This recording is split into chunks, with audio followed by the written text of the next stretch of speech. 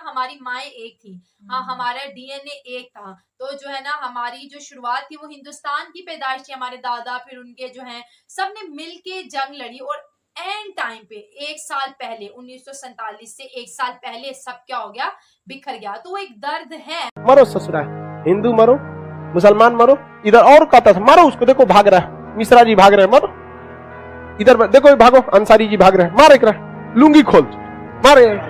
जिस हिंदू को आप मार रहे हैं कल उसके साथ खाना खाते थे। जिन मुसलमानों से आप लड़ रहे हैं याद कीजिए ईद की सवैयां एक साथ खाए थे। आप इन दो कौड़ी के अंग्रेजों के लड़ाने में आप चले आए, हथियार उठा लिए यहाँ पर। जो अंग्रेजों की फौज खड़ी होकर दंगे ना रोक सकी, महात्मा गांधी का एक भाषण ने पूरा दंगे रोक दिया। इसलिए अंग्रेजों ने कहा वन मैन आर्मी है ये। जो विशाल गंगा की तरह अविरल धाराओं के समान भारत की संस्कृति थी, इन संस्कृति को अंग्रेजों ने सुखा दिया। और जब नदियां सूखती हैं तो अपने पीछे न जाने कितने कचड़े, दलदल और बंजर जमीन छोड़ के जाती है। भारत को अंग्रेजों ने वही दलदल और बंजर जमीन कर दिया जिन्ना को ये समझ में नहीं आया। आप बहुत तकलीफ में हो जाए, आप कहाँ जाते हैं? अपनी माँ के आंचल में, और वहां सुकून मिलता है। पाकिस्तान को भी सुकून मिलेगा भारत माँ की आंचल में, आना ही पड़ेगा। तो मुस्लिम बताइए, वेवेल के द्वारा लाया गया शिमला सम्मेलन सफल हुआ या नहीं हुआ? नहीं हुआ। वेवेला गुसिया के भगा दिया, किसको? जिन्ना। जिन्ना को भी याद आया, इतिहास ये भी जानकार था, कहा कि गांधी जी टेबल पे से कूद के भागे थे, हम भी भागते हैं। ये भी कहा अगर 6 सीट मुस्लिम लीग से नहीं आएगा हम भी जाते हैं। वेवेला 2 जूता दिया, भाग छोटा कहीं, यहाँ पे नहीं आते हैं, गांधी बनता है यहाँ पर। और कात में रहो, यहाँ भगा दिया वेवेला किसको? जिन्ना को। जिन्ना गुसिया गया, कहा कि हमारा तो कोई इज्जत नहीं, ढोलक बजा दिया, हम दोनों ओर से पीट रहे हैं। अब जिन्ना ने कहा अब नहीं हो सकता, अब हम अपना सबसे क्रूर रूप दिखाएंगे।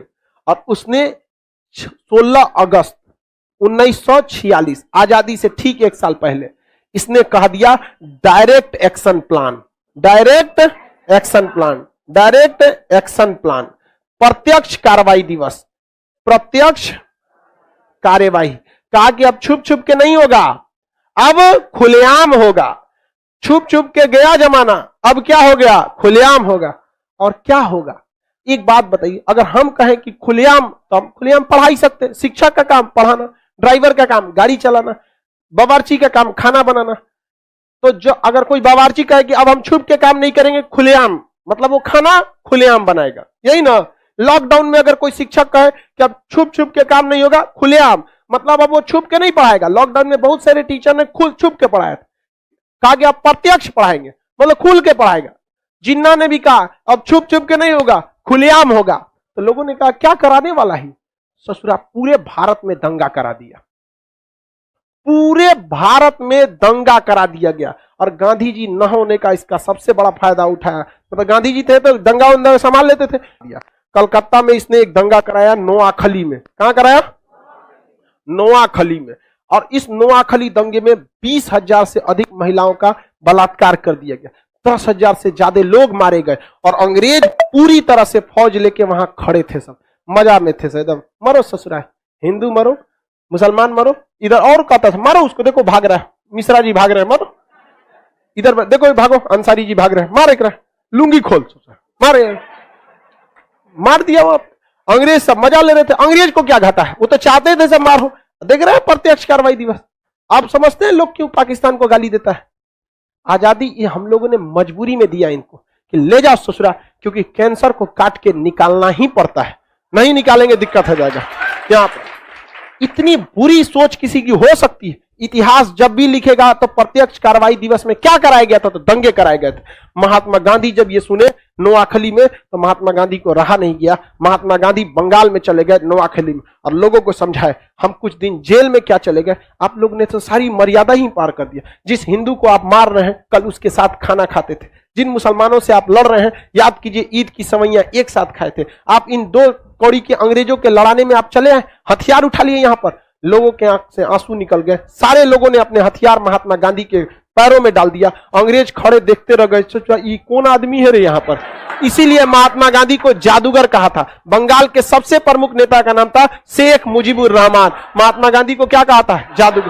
कहा कि इनकी बातों में जादू है। लोगों ने अपने सारे हथियार महात्मा गांधी के चरणों में डाल दिया। जो अंग्रेजों की फौज खड़ी होकर दंगे ना रोक सकी, महात्मा गांधी का एक भाषण ने पूरा दंगे रोक दिया। इसलिए अंग्रेजों ने कहा 1 मैन आर्मी है, ये अकेला फौज के बराबर है। समझ में आ गया? और उसके बावजूद लोग क्या कहते हैं कि महात्मा गांधी ने विभाजन कराया, महात्मा गांधी ने ये कराया। अरे यार, तुम घर का इतिहास पढ़ते हो क्या? उस समय देश के नेता सो गए थे? उस समय सरदार पटेल भी थे, जवाहरलाल नेहरू भी थे। जिन्ना की तो बातें छोड़ो, जिन्ना था ही तो ये हो रहा था। वो क्या रोकने आता इस चीज को? इतना मतलब उसके बाद भी महात्मा गांधी पहुंचे। अंग्रेजों ने उन्हें कहा 1 मैन आर्मी, एक और उपाधि दिया 1 मैन बाउंड्री फॉल्ट। अकेला आया, दोनों के बीच में बाउंड्री खींच के चला गया यहाँ पर। और अंग्रेज जो खड़े होकर देख रहे थे, महात्मा गांधी उस समय बहुत आहत हुए। लेकिन जब विचार विमर्श हुआ तब सारे लोगों ने कहा कि देखिए गांधी जी, कहां कहां आप दंगा शांत कराएंगे। महात्मा गांधी भी उस समय रो दिए। महात्मा गांधी बहुत तकलीफ हुआ। उस समय अंग्रेज भी अब कह रहे थे सर कि विभाजन करना चाहिए। और विभाजन में सबसे आगे जो फॉर्मूला दिया गया, चक्रवर्ती राजगोपालाचारी ने फॉर्मूला दिया था विभाजन का, जिसे कहा जाता है CR फॉर्मूला, और जिसे सरदार पटेल ने पारित किया था। प्रस्ताव सरदार पटेल ने भी उसमें क्या लगाया था? मोहर लगाया। महात्मा गांधी भी देख लिए कि जिन्ना अब नहीं मानने वाला, जिन्ना अब नहीं मानना। इन्हें समझाने के लिए बहुत कोशिश किया गया, लेकिन जिन्ना मानने के लिए तैयार नहीं था। महात्मा गांधी जिन्ना को बहुत सारा कहा कि भाई आप तो कायदे आजम हैं, आपके हाथों से ऐसे काम अच्छे नहीं होते। तुम जिन्ना लेकिन अपनी बात पर अड़ा रहा।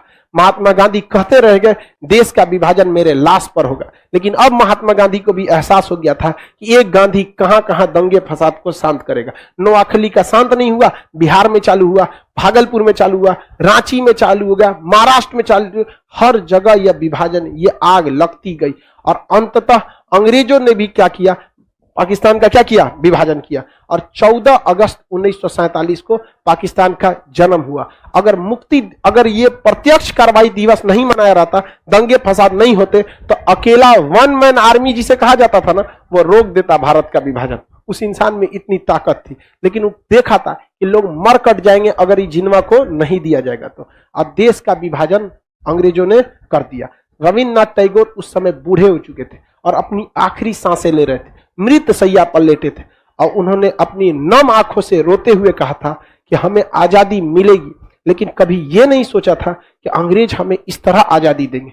जो विशाल गंगा की तरह अविरल धाराओं के समान भारत की संस्कृति थी, इन संस्कृति को अंग्रेजों ने सुखा दिया।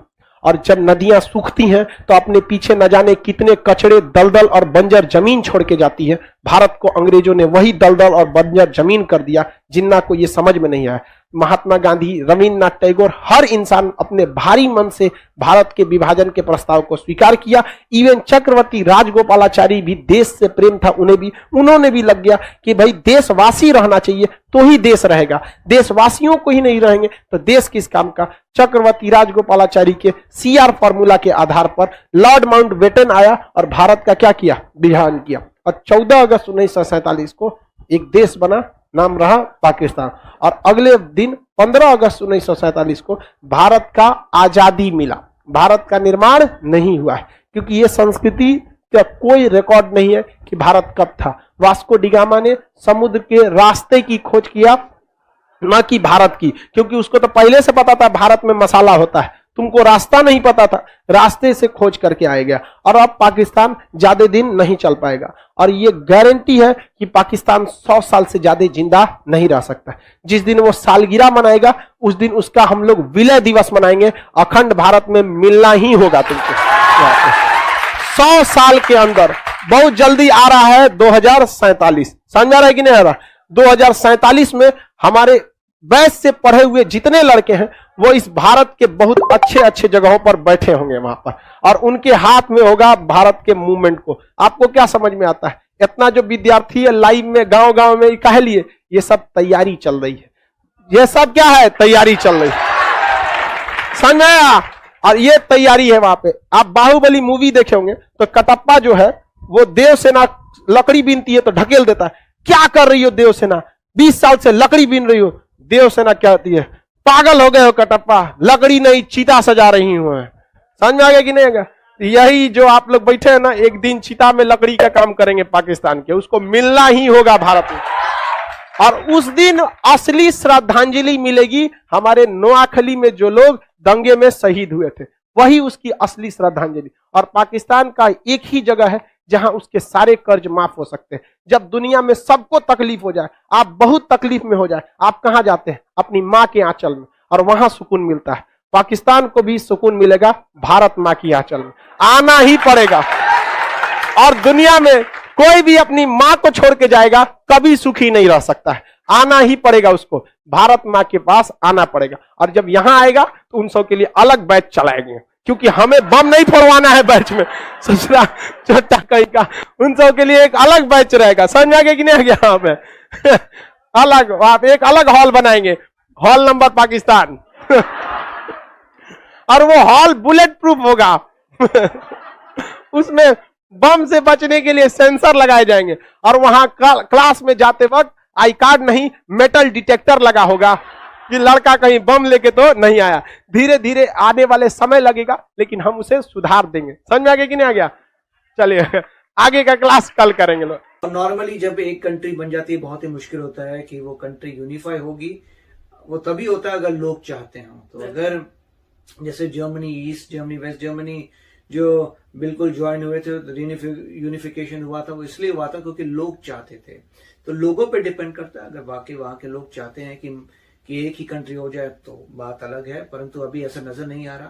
मैं ये कहना चाहता हूँ कि हर बंदा जो कहता है गांधी जी ने बड़े गलत फैसले किए, हाँ उनके गलत फैसले होंगे, लेकिन उन्होंने बड़े अच्छे काम भी किए। अच्छी बुरी दोनों चीजें साथ दोनों थी। चीजें थी, लेकिन बहुत ये है सारी कि भाई चीजें, उनको हाँ। अच्छे लफ्जों में भी याद करना चाहिए। जिस तरह उन्होंने कहा वन मैन आर्मी, बिल्कुल वो यार कितनी अच्छी बात है। एक बंदा दंगे फसाद रोकता है, हाँ। आवाज उठाता है कि नहीं लड़ो, वो रोए भी इसके लिए, मतलब इसकी खातिर रोए कि भाई रुको, नहीं करो, ऐसा नहीं होना चाहिए, ये नहीं होना चाहिए। तो जाहिर सी बात है उनकी अच्छाइयां भी बहुत ज्यादा।